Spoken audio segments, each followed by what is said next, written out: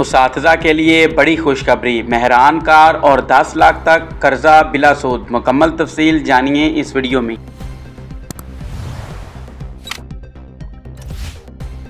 Teachers को बगैर सूद 10 लाख तक लोन देने की तजवीज़ पर वर्क जारी है। फीमेल टीचर्स को मामूली इक़साद पर मेहरान कार लॉन्च कर रहे हैं वज़ीर आला पंजाब मरियम नवाज शरीफ। इस सिलसिले में बजट के बाद प्रोसेस फंक्शनल हो जाएगा। बजट कब पेश होगा? बजट 2 जून को पेश होगा। तमाम अडहाक अलाउंसेस जम करके स्केल 1 से 16 तक 25% और स्केल 17 से 22 तक 20% अडहाक अलाउंस देने की तजवीज़ भी ज़ेरे गौर। सो ये थी अब तक की लेटेस्ट अपडेट। मज़ीद जैसे ही न्यू अपडेट आएगी मैं आपके साथ ज़रूर शेयर करूँगा। सो मिलती हैं नेक्स्ट वीडियो में, तब तक के लिए अल्लाह हाफिज़।